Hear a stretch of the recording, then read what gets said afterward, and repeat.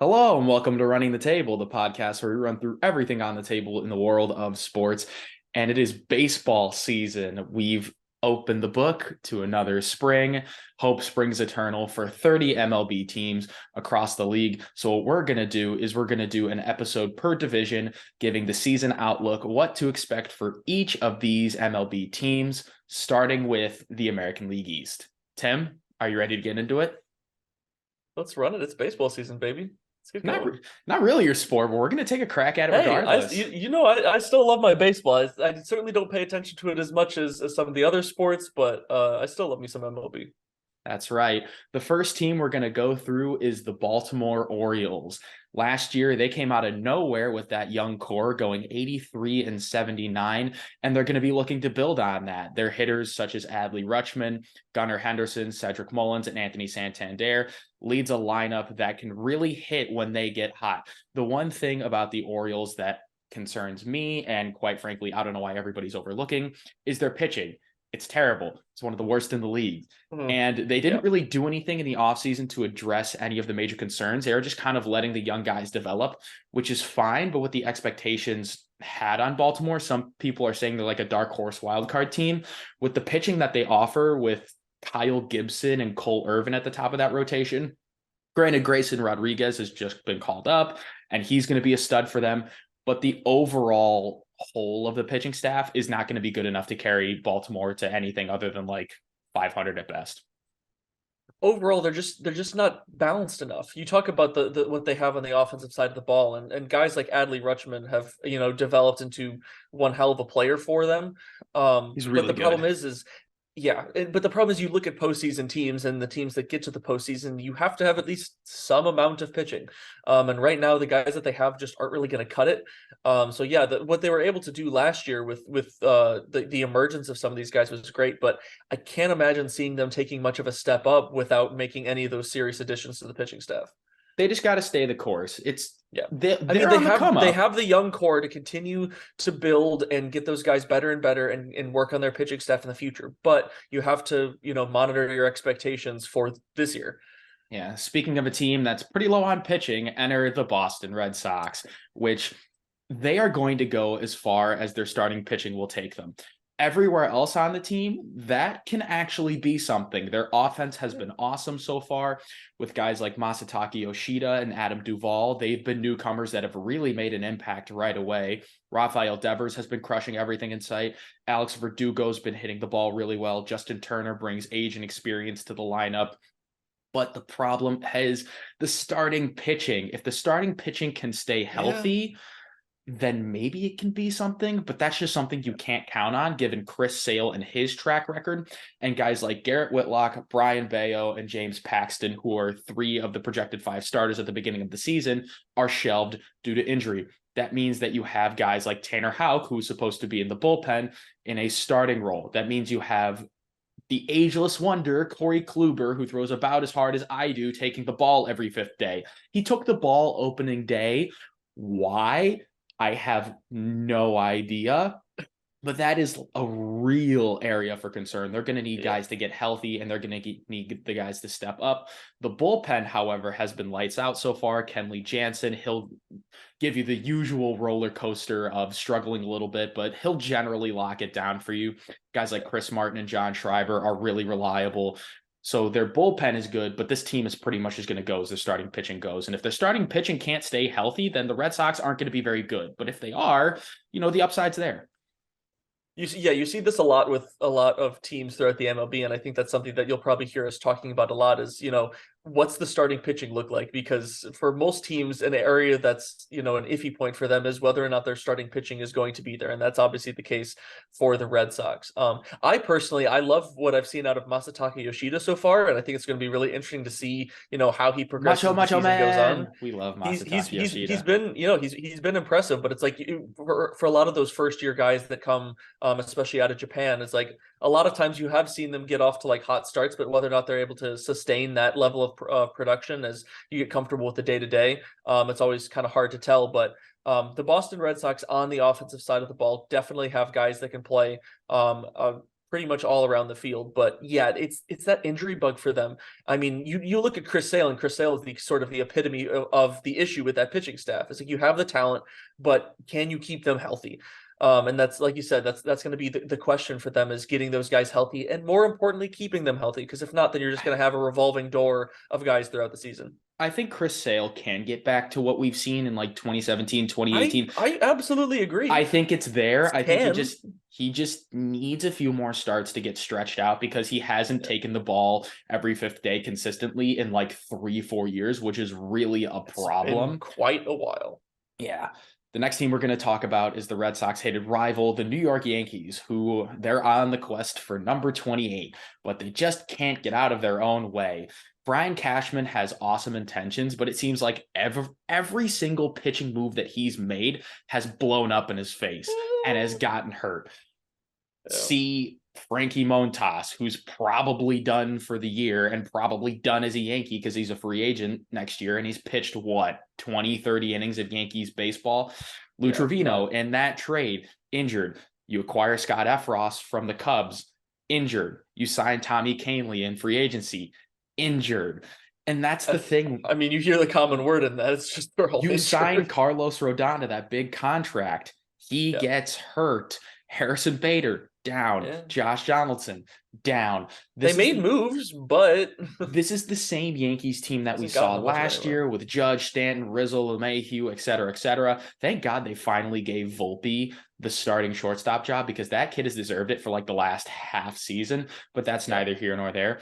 I think if the Yankees can just stay healthy, they can make a deep postseason run, only to get crushed by the Astros in the ALCS. Yeah, it's kind of hard to disagree with that, but yeah, overall the Yankees, they have, we know about their hitting. This is, like you said, it's the same as last year. The Bronx Bombers, they'll continue to smack home runs, especially if you get guys like Anthony Rizzo, consistent and actually hitting the deep ball. But their injuries are killing. Porch in right field really helps those lefties like Rizzo. Let's just say there was a reason why they probably pushed to get him so hard. But yeah, again, it's another case of just an absolutely decimated pitching staff, where they have a good amount of pitchers that are talented, for no doubt, but either whether or not they're down for the season or whether or not they can get them healthy is going to be the big question for them, because they've got everything on the offensive side of the ball, but their pitching is definitely going to cause them issues unless they can get guys back and consistent. Because I mean, like you said, this is going to be a bit of a broken record about pitching, but it seems like that's one of the hardest things for teams to do, is have good, consistent pitching that they can keep healthy, because injuries obviously are so common with pitching. Well, Tim, you talk about good, consistent pitching. Look no further than the Tampa Bay Rays, who seem to churn out good starting pitchers like clockwork. They are starting. They know something that the rest of the teams don't. Like, there's certain teams like the Rays, the Guardians, the Dodgers that just consistently churn out great pitchers. The Rays are one of them. As of recording this video, they haven't lost yet, which is super impressive. Never lost. And here's the thing. If you look at their offseason acquisitions and losses, it seems like they lost everybody and gained nobody. But that's the thing about the Rays. They'll just figure out a way to get it done. They just backfill from underneath. Because for some reason they can just pull guys out of a hat and they're like, perfect. Yeah. Shane McClanahan was a Cy Young candidate last year. How about Drew Rasmussen and Jeffrey Springs arguably being better to start this year? And you have Tyler Glasnow, who has Cy Young potential. That's coming back later.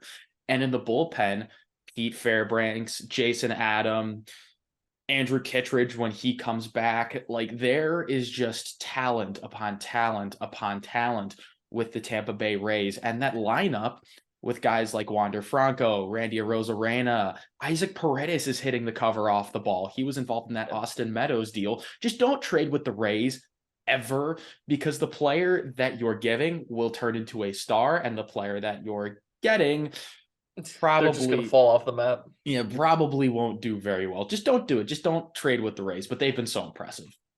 Yeah, to start the season, I mean, obviously 9-0 is incredible to start. They've, like you said, they lost a lot of guys from their team last year, but they've pretty much just backfilled from underneath.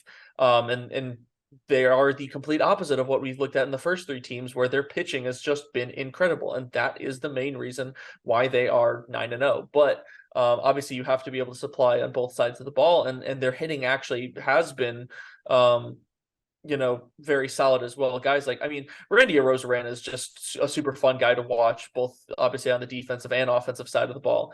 So it makes this Tampa Bay Rays a really fun team to watch compared to, I mean, I guess I'm not necessarily used to saying, Tampa Bay Rays like a fun team to watch out for, but they've got all the makings of it, and they've been playing great baseball to start. Oh, they're super fun. They're super hot, and they're going to be really, really good. The final team in the AL East to cover is the Toronto Blue Jays. After a disappointing postseason exit last year, they made more moves to retool that lineup, that staff, that bullpen to get going to make a run for this year. They traded away Teoscar Hernandez, and in return, they got Eric Swanson, which was a much needed piece in the bullpen. You sign Chris Bassett from the Mets, who struggled to open up the season, but he'll get back on track. You trade Gabriel Moreno and Lourdes Gurriel, and you get Dalton Varsho in return, who's a really good hitter in the outfield. And if you're playing fantasy baseball, he's probably one of the first catchers off your board because he does that too. And you just plug it in with guys like Kevin Kiermaier and Brandon Belt. And then you just turn out an awesome offense with Vlad, Bichette, Springer, and Kirk. And then you just supplement with pieces that can just hit behind them. But the one concerning thing for me about the Blue Jays is their starting pitching.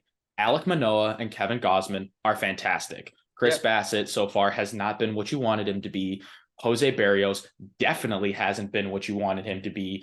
And then you're forced to start Yusei Kikuchi in the 5 slot while Hyunjin Ryu is recovering from Tommy John.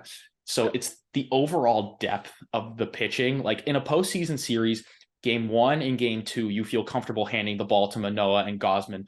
But if you get into game 3, 4, and 5, you need to hand the ball to some of those guys. Are you really sure about them? No. Yeah, their starting pitching is definitely a concern just on the overall, depth of it. Because as you mentioned, those guys on the offensive side of the ball, I mean, Vlad Guerrero, obviously, dude just smacks baseballs. And then Bo Bichette has continued to get better and better through the all the years that he's been in the league so far, and I think he's only going to continue to get better. Bo Nose got But them Bo flows. That hair is yes, fantastic. oh, absolutely, he's got it going on. But it's like, yeah, it's whether or not those starting pitchers are going to be able to step up, because those 1 and 2 guys are very solid, but that's not what wins you playoff series. I mean, you can win the first 2 games of a playoff series and still, get smacked in the next 4. But it's going to be interesting and to see what happens with those starting guys, whether or not certain guys step up, or they're just going to kind of limp through that back half of the rotation. But their offense has the ability to carry them pretty far. But when you talk about consistent series, that's what's going to be a little bit iffy for them. Hey, when it comes to the Blue Jays, grab your popcorn because it's going to be a movie. But that's all we got for our AL East season outlook. We're going to be doing episodes on the rest of the divisions coming shortly. But if you want more content from us, we had so much content on college basketball. We're going to be looking at the NFL draft here pretty soon, and we're going to be keeping with baseball. There's a lot coming. So if you want more from us, like and subscribe. And until next time, we out. Fun fact, through the entirety of my youth baseball career, I never once hit a single home run, and I'm still upset about that.